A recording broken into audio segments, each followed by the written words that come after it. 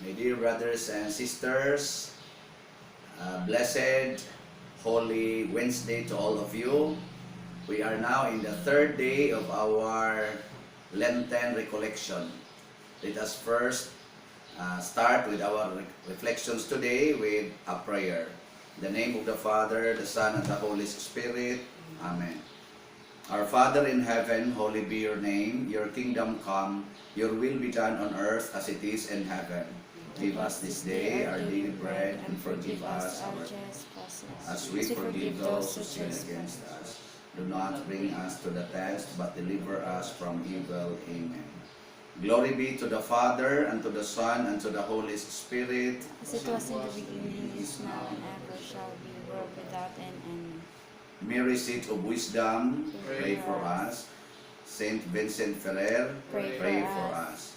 In the name of the Father, the Son, and the Holy Spirit. Amen. So, yesterday, we reflected on the second office of Jesus, which is also our second office in order for us to become co-saviors of Jesus, and that is the prophetic office.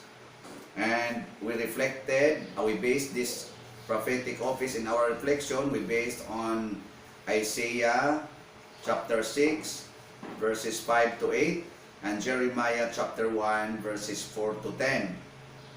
And as we reflected on the functions, we again separated the prophets of God from the prophets of Satan.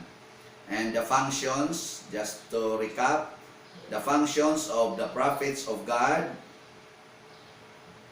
number one, preach good news, and the prophets of Satan preach bad news. Second, the prophets of God seek divine wisdom, while the prophets of Satan seek only human knowledge.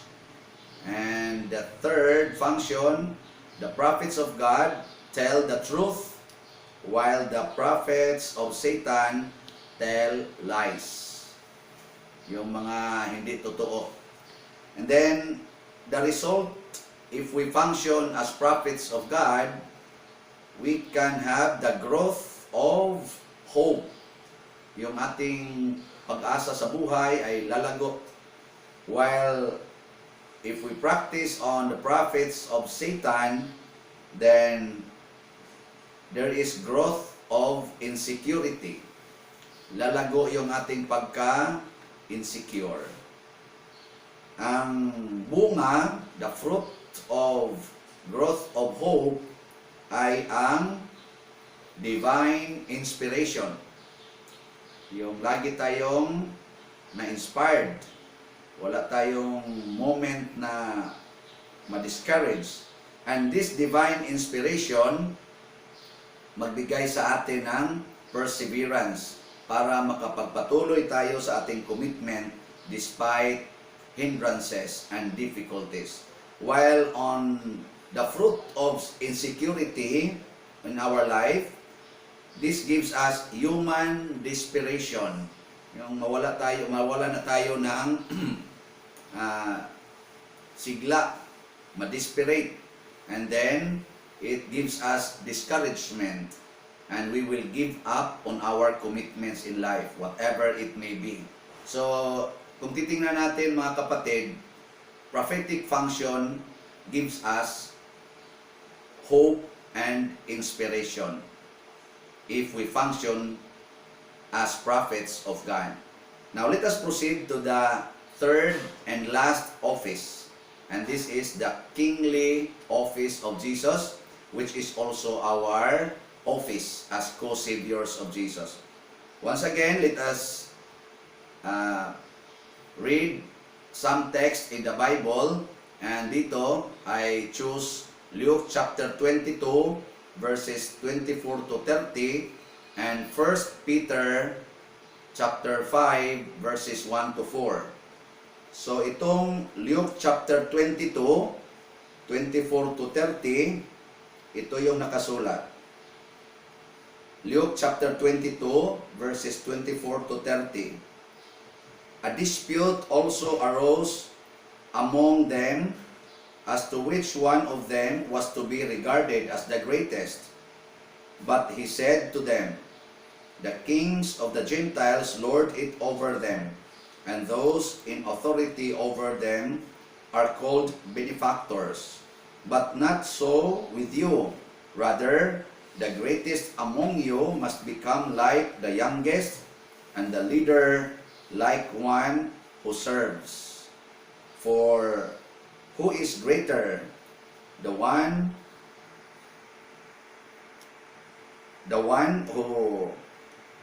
who is at the table, or the one who serves? Is it not the one at the table? But I am among you as one who serves. You are those who have stood by me in my trials, and I confer on you, just as my Father has conferred on me, a kingdom, so that you may eat and drink at my table in my kingdom, and you will sit on thrones, judging the 12 tribes of Israel. So dito, mga kapatid, parang pinakita ni Kristo na if we become servants of all, then in the next life, doon sa kanyang kaharian, in the kingdom of heaven, we will be given thrones. So ang totoo pala na trono para sa isang hari sa Panginoon, hindi dito sa mundo, kung hindi nandoon sa kaharian niya, sa langit. Dito naman sa 1 Peter, ito na yung translation nila ni Peter sa mga apostles ni Jesus, chapter 5, verses 1 to 4, ito yung nakasulat. Now, as an elder, myself, and a witness of the sufferings of Christ, as well as one who shares in the glory to be revealed, I exhort the elders among you to tend the flock of God that is in your charge, exercising the oversight, not under compulsion, but willingly, as God would have you do it, not for sordid gain, but eagerly. Do not lord it over those in your charge, but be examples to the flock. And when the chief shepherd appears, you will win the crown of glory that never fades away. So dito na naman, nagbanggit na naman si St. Peter ng crown. Ibig sabihin, meron tayong trono, the crown of glory. Hindi yung coronavirus. Kung hindi, crown of glory. At then, ang puwente ni Peter in relation to Jesus' teaching to them, let us not lord over the people in charge on our care. Na ngayon, hatiin na naman natin ang ori ng kings. Merong kings of God and kings of Satan. And based dito sa ating binasa na Bible readings or passages, subukan ko rin magbigay sa inyo ng tatlong functions ng hari. Hari ng Panginoon at saka hari ng kaaway ni Kristo, si Satan. The kings of God, ang first function niya para sa akin ay ito, serve the least ones. Yung sinabi ni Kristo na you should be the last and the servant of all. Serve the least first. Uunahin niya ang paglilingkod sa mga aba, mga naas-ubos. Sa Tagalog, aba, sa amin sa Cebuano, ubos. Dito naman sa kay Satan, the kings of Satan serve the elite first. So ngayon kayo mga kapatid, sino bang una ninyong paglilingkuran? Kinsa may una ninyong atimanon? Whom do you serve first? Is it the least person or the elite person? Sige, subukan lang ninyong sagutin. Kung ang pare, ako, magbisita ako sa bahay ninyo, kasama ko yung aking sakristan, sino ang inyong bigyan ng unang pagtanggap, ang pag-alaga? Ako o ang sakristan? Sige, bahala na kayo dyan. Pangalawa, kung ang sakristan ang inyong alagaan, ibig sabihin, you are king of Satan in this first function. O hindi pala, kayo ay king of God. Pero kung ako ang inyong uunahin, saka pa yung sakristan, ako yung bigyan nyo ng mga magandang pagkain, unang pakainin, unang paupuin sa magandang upuan, bigyan ng electric fan, and then ang sakristan, bahala na lang, kayo ay kings of Satan. Kung sakali, ako at saka si Bishop Palma, yung aking obispo, magbisita sa bahay ninyo, sino ang uunahin ninyo? Si Bishop Palma o si Father Shano? Kung si Bishop Palma, kayo ay kings of Satan. Saban kitang Bishop Palma. So kung si Father Shano ang unahin ninyo, yun, kings of God kayo. Kung sa anak mo, kahit sa isang magulang, kung ang anak mo, dalawa, ang isa masunurin, ang isa masungit, sino ang bigyan mo ng unang pagmamahal? Yung masungit o yung mabait? Kung sasabihin mo, yung mabait, Father, you are king of Satan. Kasi yung masungit, siya yun ang least in terms of attitude. So doon ka rin mag-alaga sa kanya. Kung sa kapitbahay mo, ngayon, nag-enhance community quarantine. May kapitbahay ka na standby, karamihan sa kanila standby, at nagnanakaw pa sa bahay ninyo. May kapitbahay ka rin na mga mababait, naglilingkod sa iyo minsan. Ngayon, nagugutom sila. Pareho silang nagugutom. Sino ang bibigyan mo ng share sa iyong pagkain na naipon ngayon? Itong panahon sa enhanced community quarantine. Yung mga standby at magnanakaw o ito bang mga mabait na kapitbahay mo? So kung ang bigyan mo ng unang pansin, yung mga mababait, you are king of Satan. Kasi ang list nila, sa kanilang dalawa, yung mga standby, yung mga magnanakaw. Yun nga si Kristo, sino bang pinakain niya sa kanyang plato? Yung naka-share sa kanyang plate, the bread on his plate, si Judas. Siya yung intentional na binigyan ni Jesus ng share dahil si Judas ay the least among the 12 apostles dahil magnanakaw siya at traidor. At doon binuhos ni Kristo ang unang pagmamahal, hindi doon sa mga mababait niyang apostles. Ano sa tingin ninyo dito, my dear friends? Saan kayo nabilong? King of God or King of Satan? Sige, bahala na kayong magsagot dyan. Pangalawang function, sana papasar kayo dito na. Second function, rule with humility. Dito sa kabila naman kang kings of Satan, rule with pride. Ibig sabihin, ang hari, mayroon siyang kaharian eh. So may mga tao na under niya. Sabi ni St. Peter, sa binasa natin, dapat hindi siya mag-rule over them. Hindi niya, tinatawag din authoritarianism. Yung pangulo ba na parang siya ang gustong susundin. Ano ba itong humility? Humility means to accept without complaint.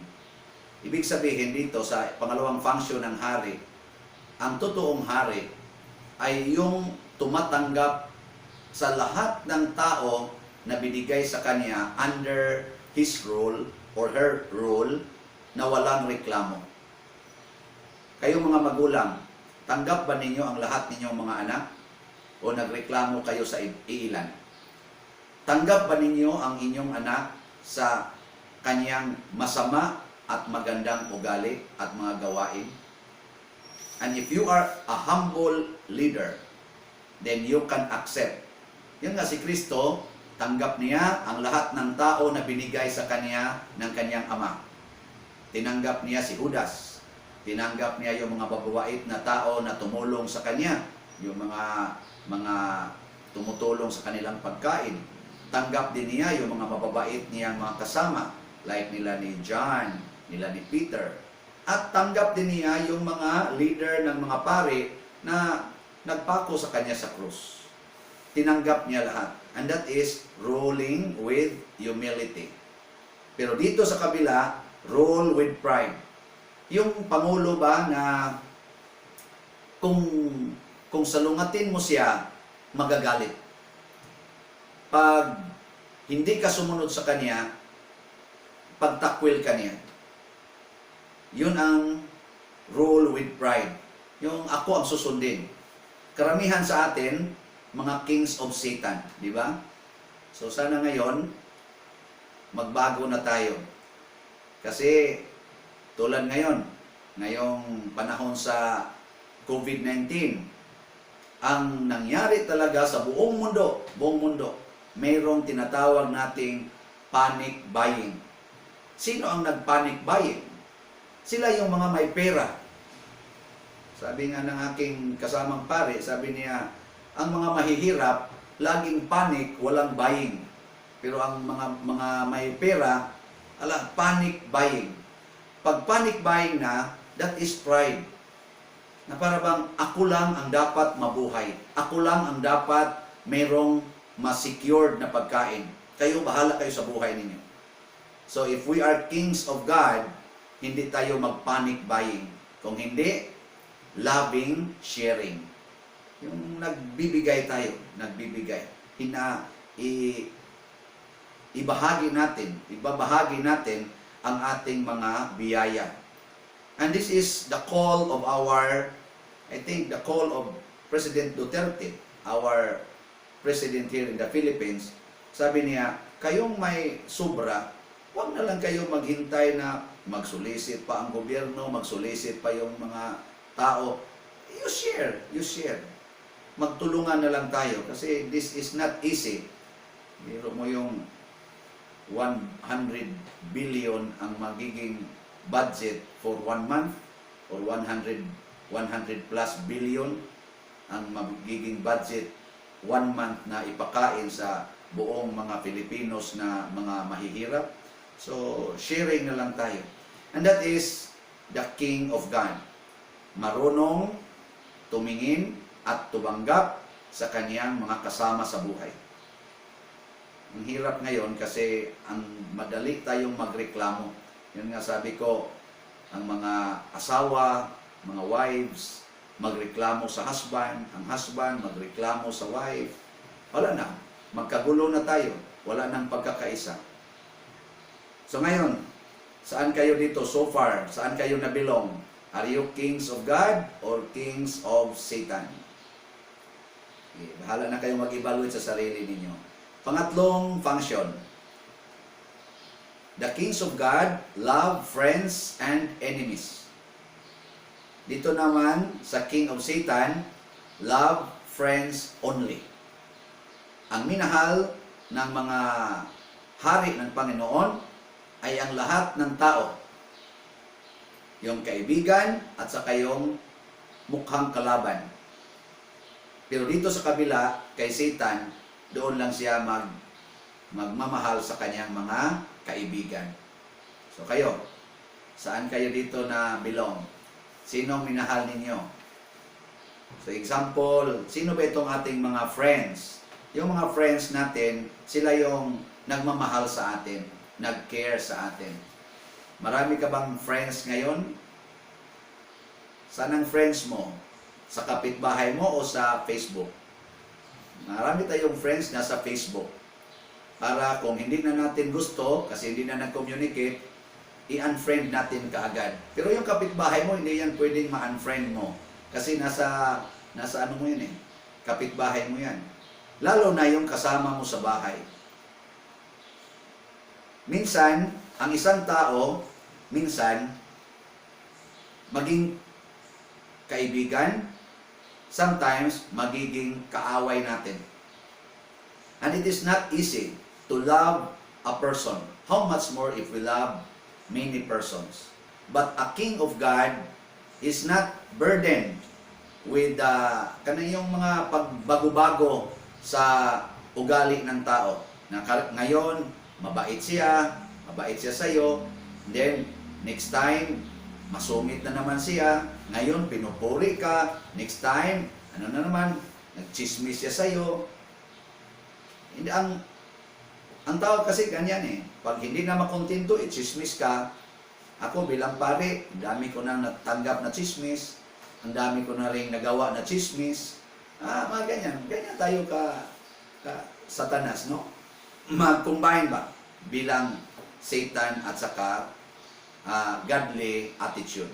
Satanic at saka godly attitudes natin. But for God, for Jesus, who is a true King, there's no problem. He can associate and He can love those who hate Him, and He can also love and associate those who love Him in return. Pero dito kay Satan, only friends. Magpatayan tayo. What will happen, my dear friends, if you love both friends and enemies? Sa aking mga experiences in life, and when I observe ang takbo sa buhay natin ba, if we love both friends and enemies, we multiply our friends. Yung friends natin, magdadami. They will grow in number. But if we love only our friends, then we will be reducing our friends every day. Para bang lumiliit, kumukunti yung ating mga kaibigan kung ang ating mamahalin ay ang kaibigan lang natin. Ay example, sa opisina ninyo, sa office, no? Pag nasa office kayo, and then you have 10 companions in the office. And then yung isa, nagkagalitan kayo. And then you refuse to accept that person. At yung person na yon, kaibigan niya ang dalawa mong ka-office mate.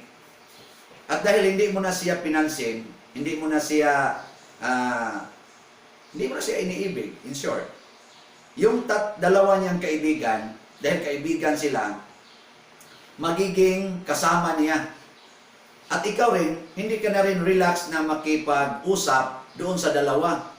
So instead na ang kasama mo ay 10, nabawasan ka na ng ilan na? 3. So 7 na lang ang kaibigan mo. Eh ngayon, ang isa mong kaibigan, out of 7, nagtanong sa iyo, bakit hindi na kayo nag-imika ni Kuan? Ay, kasi ganyan siya. Hindi naman, mabait naman siya.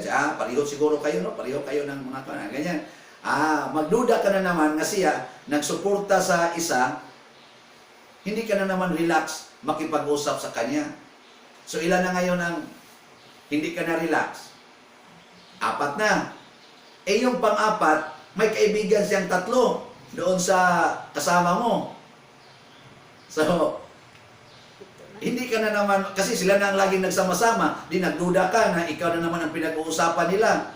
So, 4, 1 plus 3, 4 sila. May 3 pa, 7. So, 7 na ang nawala. Yung 3 na lang ang natira. So, ma-reduce yung iyong mga kaibigan. But if you love both friends and enemies, yung isa na masungit sa iyo, minahal mo, pati yung 3 niyang kaibigan, magmahal sa iyo.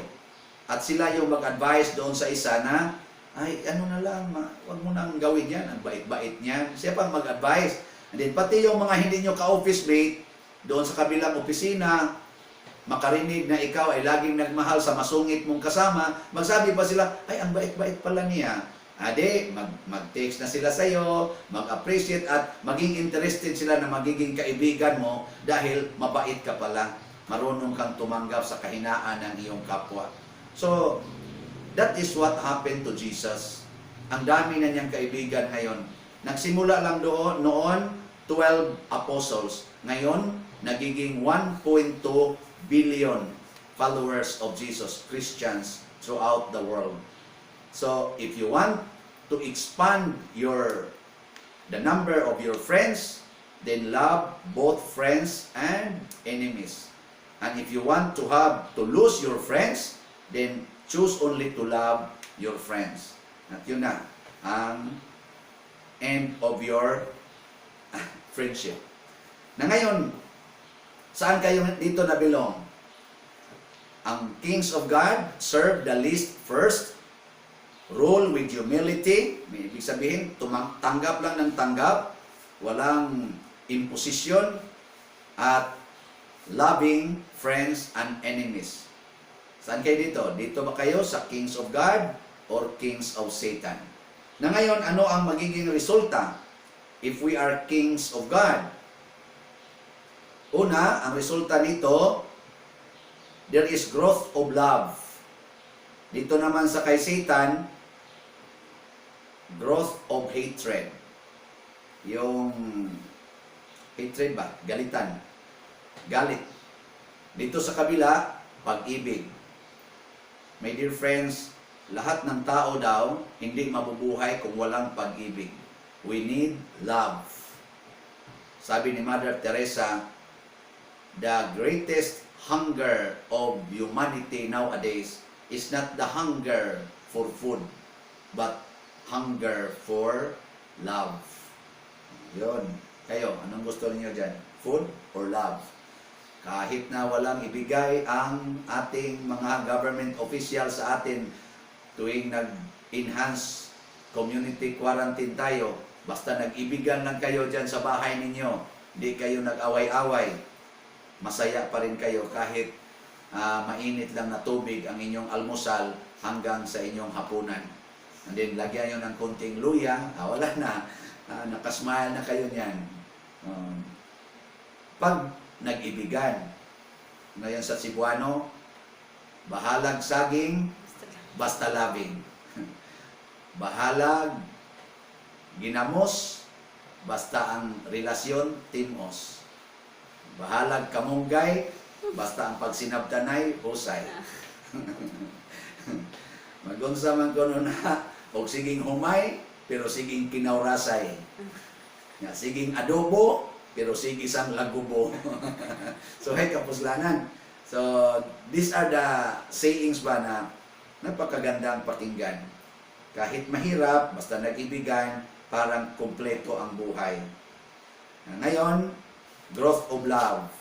Ang bunga ng pag-ibig, the fruit of love is lasting joy or lasting happiness. Kaligayahan. Sino ba sa atin ang hindi naghahanap ng kaligayahan? And lasting joy, ang meaning yan ay holiness of life. Ang taong totoong masaya, hindi magkakasala. Ulitin ko, ang taong masaya, totoong masaya, hindi magkakasala. Sino lang ang laging nagkakasala? Yung hindi masaya, kasi may hinahanap siya. May gusto siyang kukunin. At yung kanyang desire beyond sa kanyang kapasidad o kakayahan, yun ang kanyang dahilan na magkakasala siya sa buhay. Na ngayon, hatred will give us the fruit of lasting pain. And that is sinfulness. Kung lagi tayong nasaktan, madali tayong magkakasala. Magreklamo ka, magalit ka, lagi kang masaktan. At kung ang ating buhay bilang kings, we become kings of Satan, ibig sabihin, we choose to serve the elite first, not the least. We rule with pride, gusto natin tayong susundin, and we love only friends, and reject and hate enemies. So, hatred and pains ang ating kasama sa buhay. Yun nga, ang nagkakasala ng mga tao, walang kaligayahan. Ang taong makasalanan, makikita yan sa mukha. Mahirap mag-smile yung taong maraming kasalanan. Madali siyang magalit, pero napakahirap niyang maging masaya. So, kayo mga kapatid, we finished now reflecting on the kingly office. Do you think you are a king of God or king of Satan? So, bahala na kayo dyan. Ngayon, dahil last day natin ito, maggawa na lang tayo ng summary. So, in summary of the threefold offices of Jesus, titingnan natin. Ang sa una, if we are priest of God, lalago ang ating pananampalataya, ang ating faith. And the growth of faith will bear fruit, God's power. Magiging makapangyarihan tayo. Kasi ang Panginoon ay maninirahan sa buhay natin. So, being priest of God, it is power. Dito naman sa prophet of God, lalago yung ating pag-asa, the growth of hope, at magkaroon tayo ng divine inspiration.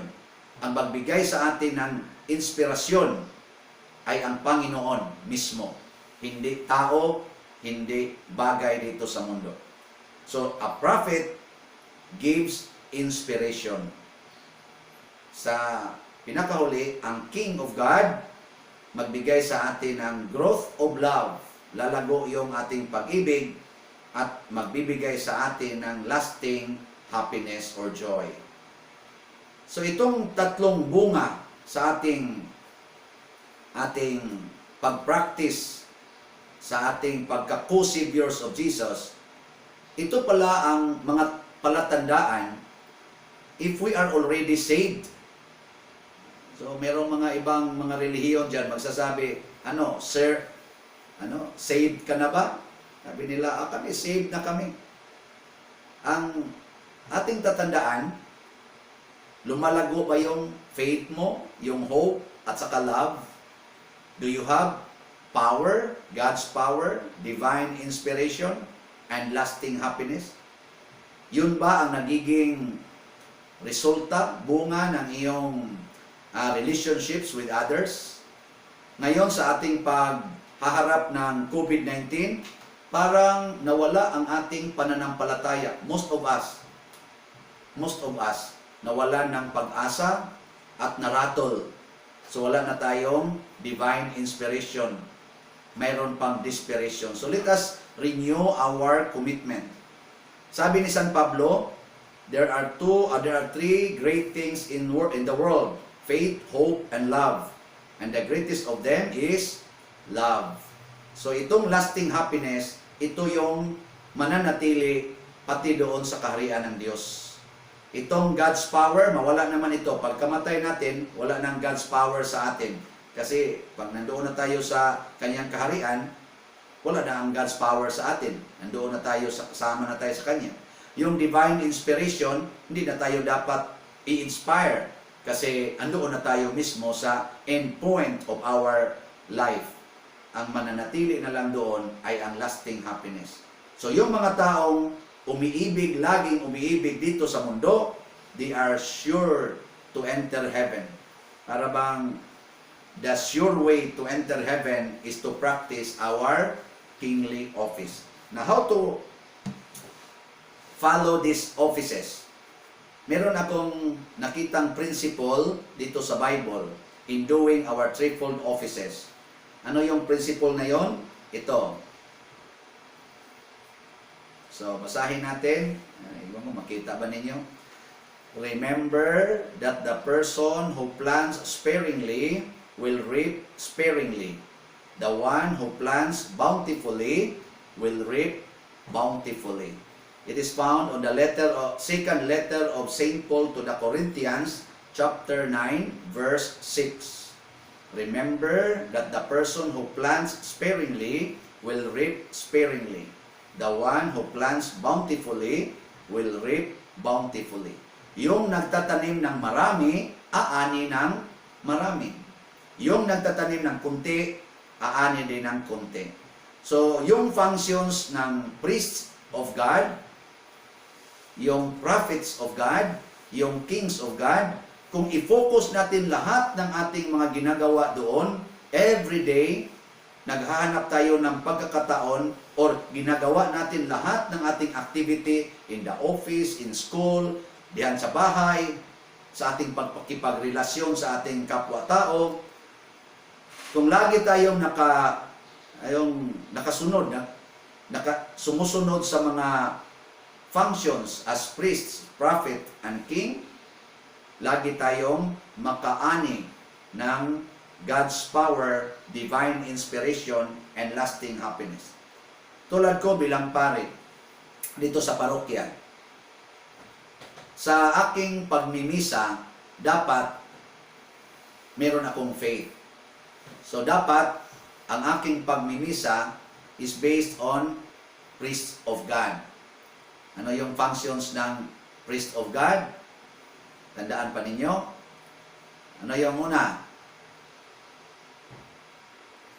Wala na. Ano yung unang functions ng priest of God?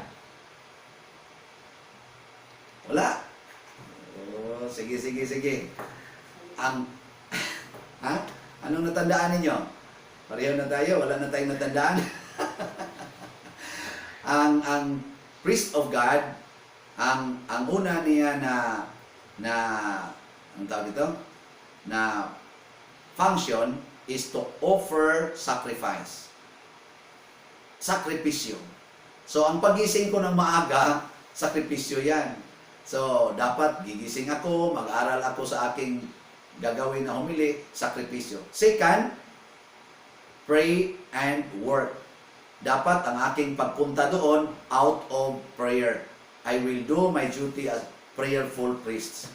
And then pagkatapos, love sacrament. Mamahalin ko yung sakramento na aking ginagawa, hindi mamahalin ko yung kolekta doon sa sakramento. So, lalago na yung faith ko doon.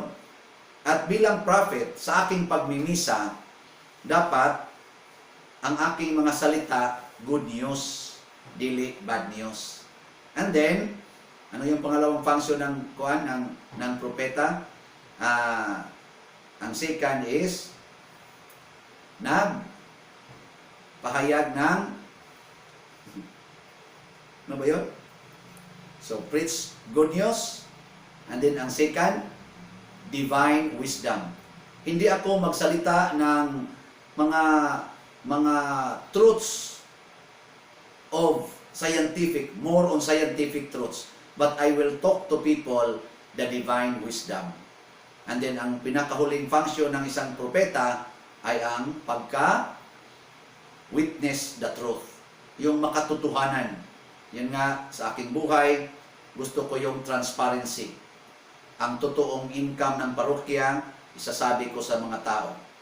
At ang totoo kong buhay, ipakita ko rin sa mga tao. At ngayon, ang practice sa king bilang pare, ako bilang pare, gagawin ko na ang aking pagmimisa ay paglilingkod sa lahat ng tao, especially the least ones. At dito rin, aking gagawin ang pag-accept every person diyan sa parokya.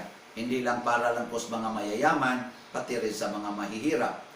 And lastly, to love sa mga parishioners. Kasi may mga parishioners, mga kapatid, na ayaw sa akin. Chinichismis ako, pinagalitan ako, pero iwan ko kung konti ba sila o marami. Pero meron ding nagmamahal sa akin. So sila lahat, tinuturing kong aking mga anak bilang ako ang father dito sa parokya. So this is a short sharing about how can me as priest practice priestly life, prophetic life, and kingly life that can give us salvation.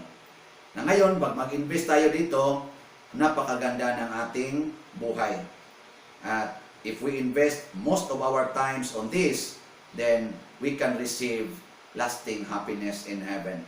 So, ito na ang ating pinakahuli. So, thank you sa inyong pagsubaybay. Thank you sa to reflect on me.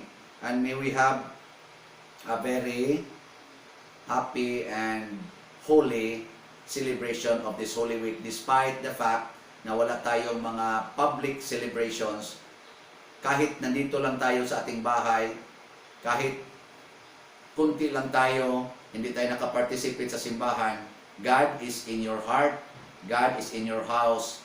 Just practice your prophetic, your priestly, and your kingly offices all the time. And ask the Lord's guidance for you to be able to deepen and to nurture these threefold offices. And we can become co-saviors of Jesus.